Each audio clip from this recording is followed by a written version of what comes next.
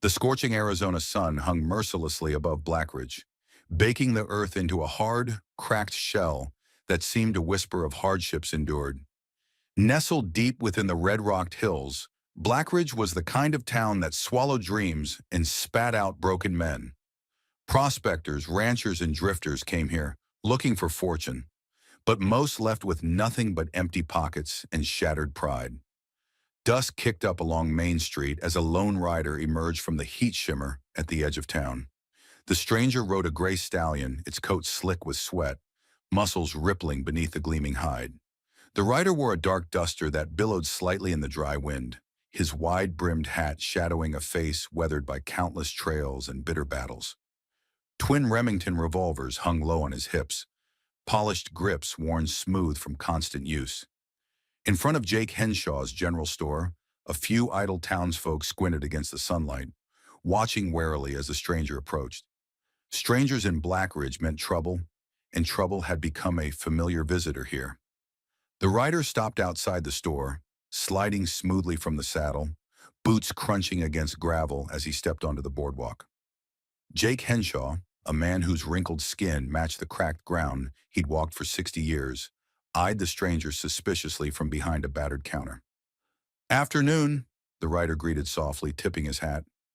"What brings you to Blackridge, mister?" Jake asked gruffly, his voice rough as sandpaper.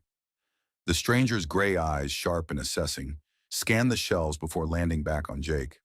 "Just passing through, looking for a meal and maybe a place to stay for the night." Jake hesitated, studying the man's dusty but finely tailored clothes. Prospectors didn't dress like this, and drifters rarely carried themselves with such authority. He nodded slowly. "Eleanor has rooms over at the Silver Sage. Might want to try there." "Much obliged," the stranger said quietly, setting a gold eagle on the counter. "For your trouble." Jake stared at the coin, rare and shiny against the weathered wood. Coins like that didn't often pass through Blackridge. He picked it up, turning it thoughtfully between his fingers as the stranger walked back outside. Across the street, Sheriff Gideon Nash leaned against a post, thumbs hooked casually in his belt as he watched the newcomer mount up and ride toward the Silver Sage. Nash was a tall man, broad-shouldered, his badge gleaming under the relentless sun, though his eyes held shadows even brighter sunlight couldn't dispel. "He don't look like no prospector to me," Deputy Miles muttered beside him, shifting nervously. "Nope," Nash agreed quietly. "He sure don't." Inside the Silver Sage, Eleanor Parsons wiped down the polished oak bar, humming softly under her breath.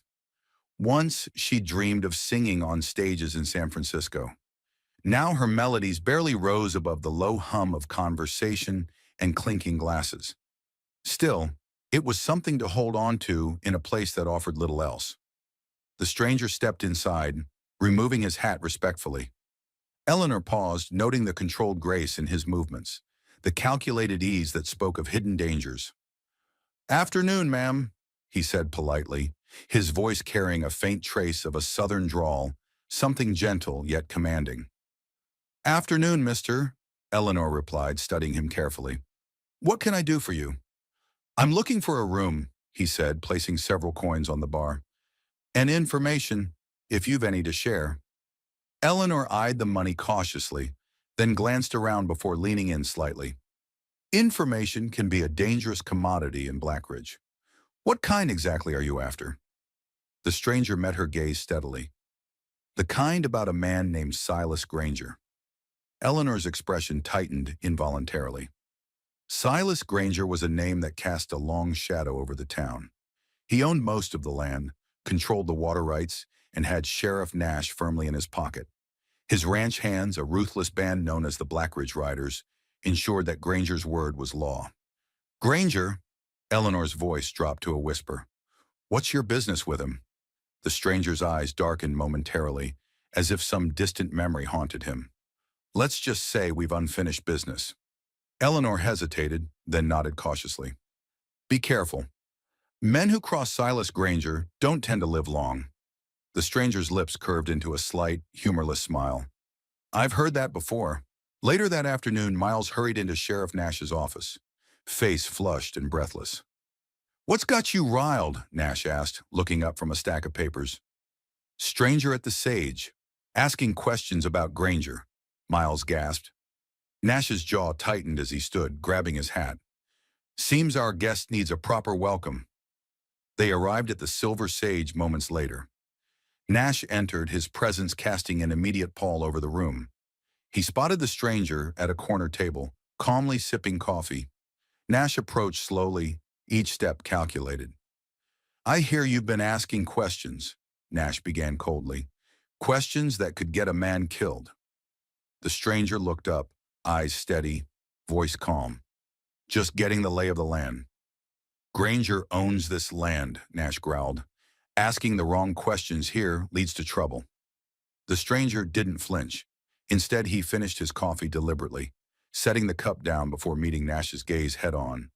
"Then perhaps you could deliver a message to Silas Granger for me," Nash sneered. "And what message might that be?" "Tell him Caleb Shaw sends his regards." At the name, Nash's face paled visibly, his bravado evaporating instantly. Miles shifted nervously beside him, sensing the sudden shift in tension. Nash stepped back, licking his suddenly dry lips. "You're a dead man if you stay in Blackridge." Caleb Shaw's smile held no warmth, only quiet determination. "I've been a dead man for years, Sheriff. Difference is, now it's your boss's turn." As Nash retreated hastily, Eleanor watched Caleb carefully, curiosity and fear mingling in her expression. Outside, the sun dipped lower, shadows stretching ominously across the land. Caleb Shaw knew those shadows well. He'd lived in them, hunted by them. But today marked a turning point, one he'd waited 15 years to reach. And nothing in Blackridge, not Silas Granger, not Sheriff Nash, was going to stop him from claiming the justice he sought. Caleb Shaw stood at the window of his room in the Silver Sage, watching as the evening shadows slowly devoured the main street of Blackridge. The setting sun painted the sky with blood-red streaks, a grim omen for the days to come. He knew what his presence here meant, understood the danger as clearly as he recognized the reflection staring back at him from the glass. The lines around his eyes, deepened by years of pain and bitterness, reminded him that justice had waited long enough. A knock on the door pulled him from his thoughts. He turned, resting his hand lightly on the Remington revolver, holstered at his side. "Who's there?" "Eleanor Parsons," came the quiet reply. Her voice was calm, but edged with caution. Caleb crossed the room, opened the door slightly, and stepped aside to let her enter. Eleanor hesitated a moment, glancing warily into the hallway before slipping inside, closing the door softly behind her. Her green eyes met his, searching for answers. "You're Caleb Shaw," she said quietly. "I know that name. Half the territory knows it." Caleb's jaw tightened slightly, his eyes never leaving her face. "I reckon they do." Eleanor leaned back against the door, crossing her arms protectively. 15 years ago, a rancher named Shaw stood up to Silas Granger and refused to sell his land. Granger burned him out, slaughtered his cattle, left him for dead. Folks say he had a son who disappeared that same night. Caleb didn't flinch at the mention of the story he knew all too well. Instead, he moved toward the window again, eyes scanning the darkening street. "That rancher was my father. The night Granger's men came, they thought they finished the job." His voice dropped, becoming colder, almost distant. "They were wrong." Eleanor shivered slightly, the reality of what stood before her dawning with chilling clarity. "Granger controls everything here. Water, land, even the law. The sheriff won't let you get close enough to touch him." Caleb turned sharply, eyes glinting with a fire born of vengeance. "Nash doesn't scare me. Neither does Granger. They're just men. Men who've spent years hiding behind hired guns. But bullets can't stop justice, Eleanor. It always finds its mark." Eleanor regarded him carefully, admiration mixed with pity. "You might believe that, but Blackridge is soaked in blood. I've watched good men swallowed by their need for justice. Each time it ended the same way. A bullet, a grave, and another story whispered around campfires." "Not this time," Caleb said, his voice steady as iron. "I've spent 15 years preparing for this." She sighed, shaking her head slowly. "Granger won't face you in the street like some honorable duel. He fights dirty, and he always has an angle. Then I'll find a way to drag him out into the open, Caleb replied firmly. He's never faced anyone like me. She studied his face for a long moment, weighing her decision. Finally, she stepped closer, lowering her voice. There's someone you should meet. A man named Lucas Tanner.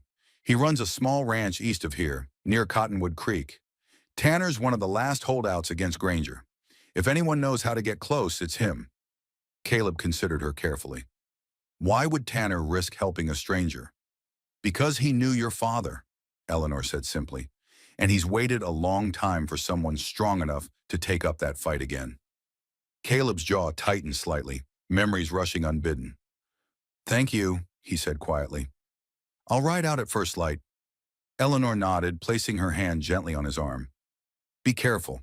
Blackridge isn't forgiving. Caleb's gaze softened slightly. I stopped looking for forgiveness a long time ago. As dawn broke, painting the desert in muted shades of gold and rose, Caleb rode out toward Cottonwood Creek, the silence of the early morning broken only by the rhythmic hoofbeats of his gray stallion. The ride was long and hard, but Caleb welcomed it. The solitude gave him space to think, to prepare for the confrontation he'd envisioned 1,000 times. By late morning, he spotted Tanner's ranch, modest but well-kept, standing defiantly against the harsh landscape. As Caleb approached, a figure emerged from the small house, stepping onto the porch with a rifle held loosely but ready. Far enough, stranger, Lucas Tanner called sharply, his stance cautious. Caleb halted, raising one hand slowly. Eleanor Parsons sent me. Said you might help. Tanner studied him carefully, noting the stranger's steady posture, the Remingtons worn low, the quiet strength that spoke louder than words. Who are you? Caleb Shaw. At the sound of his name, Tanner's grip tightened around the rifle, eyes narrowing. Jacob Shaw's boy? Yes. Tanner lowered his rifle, disbelief fading into wary hope. They said you died that night. Caleb's expression hardened. Almost. Tanner waved him forward, setting the rifle aside. Come inside. We need to talk. Inside the humble home, Tanner poured 2 glasses of whiskey, sliding one toward Caleb as they sat across from each other at the worn wooden table. Your father was a good man. He believed in fairness, honest labor, and fighting for what's right. When he died, this valley lost its soul. Caleb's fingers tightened around the glass. I watched it happen. I heard my mother screaming as flames consumed everything we had. Tanner's eyes filled with pain. After that night, most folks were too afraid to stand against Granger. Those who tried either disappeared or met a violent end. Soon enough, Blackridge became his kingdom, ruled with iron and blood.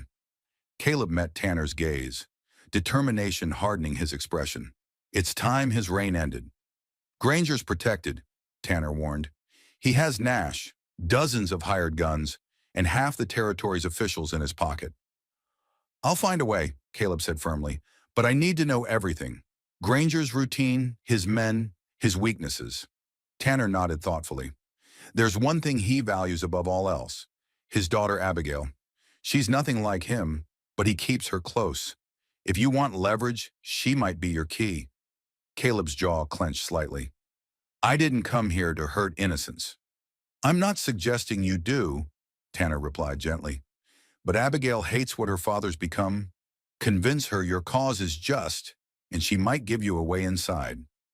Caleb considered the older man's words, the line between justice and revenge, suddenly more uncertain.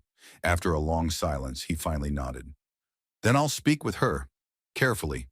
Tanner stood, offering his hand solemnly. Your father would have been proud. Caleb rose, clasping Tanner's hand firmly. Thank you. Stepping outside into the bright midday sun, Caleb Shaw drew a deep breath. Ahead lay a battle he had prepared for nearly his entire life. Blackridge held the ghosts of his past, but he would face them head-on.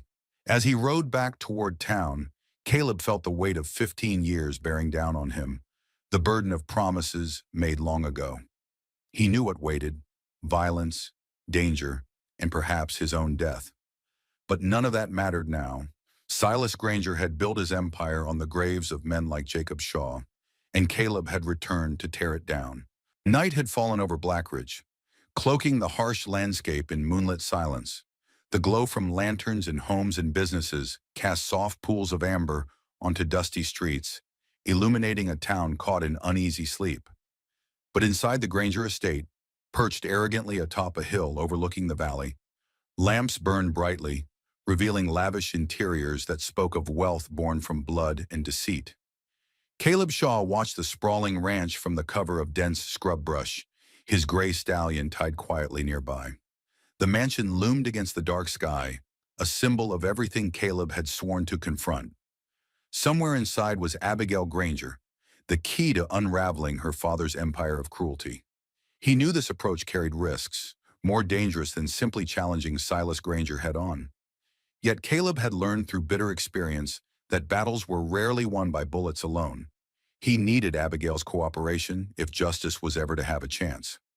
Quietly, he moved toward the mansion, slipping through shadows cast by twisted cottonwoods. Caleb skirted past the barn, avoiding the watchful eyes of Granger's hired guns who patrolled regularly. Approaching the side of the estate, he paused beneath an open second-story window from which soft lamplight spilled onto the dry earth below. Taking a breath, he climbed swiftly and quietly onto the covered porch roof, then steadied himself and carefully pulled himself inside the dimly lit room. The faint scent of lavender and roses lingered in the air as Caleb found himself face to face with Abigail Granger, who stood frozen, a look of surprise and fear mingling in her wide blue eyes. "Please don't scream," Caleb said softly, raising one hand in reassurance. "I mean you no harm." Abigail studied him, her initial fear quickly replaced by wary curiosity. She seemed to recognize something in his face, perhaps the traces of sorrow hidden behind a carefully controlled mask. "Who are you?" she whispered, voice trembling slightly, though more from uncertainty than fear. "My name is Caleb Shaw. Your father killed my family," he replied bluntly, eyes steady on hers. "I came to speak, nothing more." Abigail's expression shifted to sadness, mixed with resignation, as if his words confirmed suspicions she'd long held, but never voiced. "I know who you are. My father speaks your name like it's cursed. He believes you're dead." "He's wrong," Caleb said calmly, stepping back slightly to offer her space. "But I'm not here for revenge. Not in the way your father would expect. I need your help." She hesitated, clearly torn between instinctive loyalty to family and a deeper sense of justice that tugged at her conscience. Finally, Abigail stepped toward him, determination hardening her delicate features. "My father isn't the man I once knew. He's destroyed this town, corrupted good people, and spread misery wherever he goes. If I help you, what happens then?" Caleb's eyes remained gentle but resolute.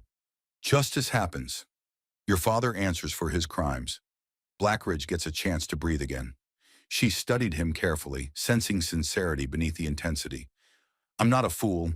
I've seen enough violence in my life to recognize when it's near. If I betray my father, he'll never forgive me." Caleb's gaze softened further. "I wouldn't ask this lightly. Your father took everything from me, but I know what family means, even when it's broken. If there were another way, I'd take it." Abigail nodded slowly, her decision made. "There's a safe in his study. He keeps documents inside. Land deeds, records of his deals, payments to judges and sheriffs. It's evidence that could bring him down, but he guards it obsessively." Caleb considered this carefully. "Can you help me reach it?" She glanced toward the hallway, then nodded firmly. "Come with me, but we must hurry. He's out tonight, meeting Nash and his men. They're planning something. I overheard them speaking about it."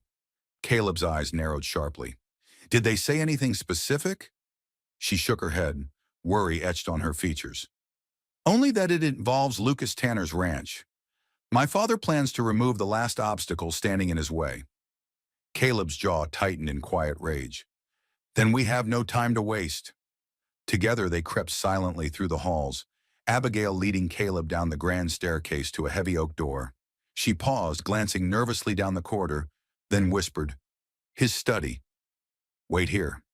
She slipped inside, leaving Caleb alone in the darkness, listening carefully to the muffled sounds of voices somewhere distant within the sprawling house.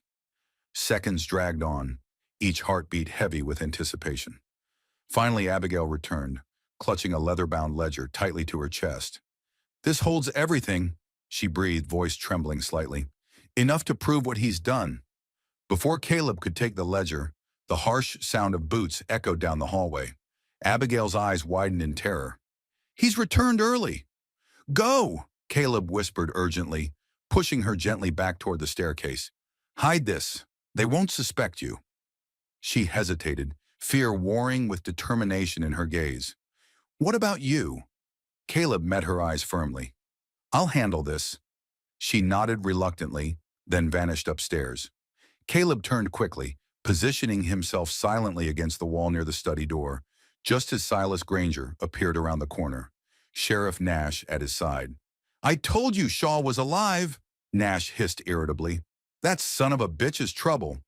"Shaw's a ghost," Granger replied dismissively. "A ghost I've killed once already. If he tries anything, he'll join his family in their graves." Caleb held his breath as they passed without noticing him, the cold rage within him tempered by the knowledge that the ledger, his most powerful weapon, was secure with Abigail. As soon as their footsteps receded, Caleb quickly exited the mansion through a rear window, slipping back into the cover of darkness. But his relief was short-lived. As he reached his horse, gunshots echoed in the distance, followed by cries of alarm and panic. His blood ran cold. Lucas Tanner. Caleb swung swiftly into the saddle and spurred the stallion toward the sound. His pulse raced with a mixture of dread and fury, knowing Tanner's ranch lay directly in the path of whatever violence Granger had planned. When Caleb arrived, the ranch was ablaze, flames licking skyward, painting the night in shades of red and gold. Men shouted orders as cattle stampeded in terror. Tanner stood defiantly outside the burning barn, rifle in hand, firing toward the attackers as Nash's deputies advanced relentlessly. Without hesitation, Caleb charged into the fray, Remingtons blazing. His shots were precise, lethal, forcing Nash's men into frantic retreat. Tanner turned in surprise, eyes widening in recognition as Caleb reined in beside him. "Looks like you arrived just in time," Tanner gasped breathlessly. Caleb surveyed the destruction grimly. "This isn't over yet. We have to finish this now. Tonight." "Granger?" Tanner asked knowingly. Caleb nodded sharply, face illuminated by flickering flames. "This ends with him." Determination hardening their resolve, the two men stared into the darkness that now cloaked Blackridge, the night holding its breath, awaiting the final, inevitable confrontation. Caleb Shaw had returned seeking justice, prepared for anything. Tonight, he would face the past he'd spent 15 years running from, and Silas Granger would finally pay for what he'd done. Moonlight spilled like liquid silver across Blackridge, painting stark shadows on the parched earth as Caleb Shaw and Lucas Tanner rode swiftly toward Silas Granger's estate. Each hoofbeat echoed loudly in the stillness, marking the final moments before a storm that had been building for 15 years. At the edge of Granger's property, Tanner slowed his mount, casting a wary glance at Caleb. "Once we cross that line, there's no turning back," Tanner warned gravely. Caleb's gray eyes reflected determination, tempered by sorrow. "There never was. Not for me." Granger made sure of that a long time ago. Tanner nodded solemnly, understanding what drove the man beside him, a force stronger than vengeance, deeper than mere justice. Caleb had carried his burden far too long, and tonight the weight would finally be lifted or it would crush him forever. As they approached the mansion, they found it ablaze with lights. Silas Granger clearly knew they were coming and had prepared for their arrival. Armed men stood guard at strategic points around the property, weapons drawn, tension etched across every face. Sheriff Nash stepped forward from the shadows, flanked by several deputies, a smug sneer twisting his features. "I warned you, Shaw," he called out loudly. "You chose the wrong town to settle your score." Caleb halted his stallion, calmly scanning the assembled guns, calculating the odds. "Your boss's fight is mine, Nash. I suggest you and your men step aside if you want to see sunrise." Nash laughed harshly, though uncertainty flickered briefly in his eyes. "You're outnumbered, outlaw. Nobody in Blackridge will stand against Granger. He's law here." "Not anymore," came a defiant voice from behind them. Heads turned in shock as townsfolk emerged from the darkness. Eleanor Parsons leading, her rifle raised, Jake Henshaw at her side. Behind them, dozens more appeared, faces grim with determination, bearing torches and weapons. "We've had enough of your kind of law," Eleanor declared firmly, stepping beside Caleb. "Blackridge doesn't belong to Granger. It belongs to its people." Nash paled visibly, confidence crumbling as the citizens formed a unified front against him. Seeing their resolve, several deputies wavered, lowering their guns hesitantly. Only Nash remained defiant, trapped between his dwindling authority and the mob of townspeople who had finally found their courage. Caleb's voice rang clear and unwavering, slicing through the tension. "Lay down your guns. This ends tonight."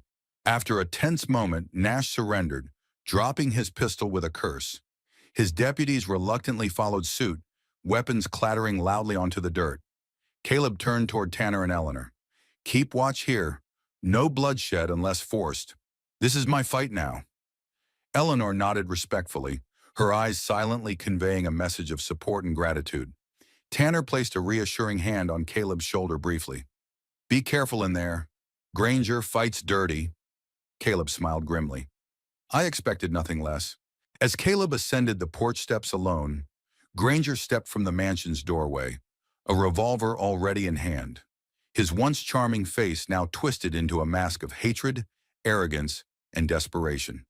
"You should have stayed dead, Shaw," Granger spat venomously. "I already killed you once." Caleb's expression never wavered. "You didn't kill me. You made me into something stronger, something that will haunt you forever. It's over, Silas." Granger raised his gun, his voice cracking slightly. "It'll never be over, not until I've put you back in the grave where you belong." Two shots rang out in rapid succession, shattering the silence. Caleb felt fire sear through his shoulder as Granger's bullet grazed him, but his own aim remained true. Granger stumbled backward, clutching his side, disbelief filling his face as his revolver fell from trembling fingers. "You shot me," Granger gasped, blood staining his fine white shirt. "You left me no choice," Caleb said quietly, stepping forward as Granger collapsed heavily against the porch railing. "But unlike you, I'm no murderer. You'll face your crimes before the people you wronged. That's true justice." At that moment, Abigail appeared in the doorway, her eyes wide with shock and sorrow as she took in the scene. She hesitated, then hurried forward, cradling her wounded father gently, tears streaking her face. "Father, please, surrender," she whispered desperately. "Don't let this be your legacy." Granger looked up into her eyes, his own clouded by pain and confusion, finally recognizing the terrible cost of his ambition. "Abigail, I never wanted this for you." "Then make it right," she urged softly. "Tell the truth. Let Blackridge heal." He closed his eyes tightly, anguish etched deeply into every line of his face. After a long, painful silence, he nodded weakly. "The ledger. Everything is in the ledger. I'll answer for what I've done." Abigail met Caleb's gaze gratefully, relief washing over her features. Caleb merely nodded, feeling a sense of quiet victory tempered by sadness. Vengeance hadn't freed him. The choice to spare Granger had. Sheriff Nash was swiftly arrested, along with those deputies still loyal to Granger, while Abigail turned the incriminating ledger over to Judge Barnes, a traveling jurist known for fairness and integrity. Within days, trials were set in motion, promising justice long overdue. By sunrise, Blackridge had begun to breathe again. Citizens reclaimed their streets, voices rising in hope where fear had once prevailed. Caleb's quiet victory had not only freed himself, it had liberated an entire town. As Caleb prepared his horse at the edge of town that afternoon, Eleanor approached quietly, holding out a small bundle of provisions. "Where will you go now?" she asked softly, concern in her eyes. Caleb smiled faintly. "Wherever the trail takes me. There's more injustice out there, more towns like Blackridge." "You could stay," Eleanor ventured gently. "Blackridge needs men like you, honest men willing to fight." He shook his head kindly. "My fight here is done, Eleanor, but I'm glad to see the town has found its own strength again." She placed a gentle hand on his arm. "Thank you, Caleb, for giving us hope." He mounted the stallion, tipping his hat respectfully. Hope was here all along. You just needed to find it again. Eleanor watched quietly as Caleb rode away, disappearing once more into the vast Arizona landscape, a silent guardian of justice, forever shaped by tragedy but no longer controlled by it. Blackridge healed, growing stronger and fairer under the watchful eyes of Lucas Tanner and Abigail Granger, who dedicated herself to redeeming her family's name. Caleb Shaw became a whispered legend, the lone rider who arrived from nowhere, righted terrible wrongs and vanished as quietly as he'd appeared. In the years to come, stories would spread from town to town, growing in mythic scale. But beneath every legend lay a simple truth. Justice isn't vengeance or retribution. It's the courage to confront evil without becoming it, to choose mercy even when it's hardest. And somewhere, on a distant horizon beneath an endless sky, Caleb Shaw continued his journey, a reminder that no darkness can survive forever, not when a single man finds the strength to light the way.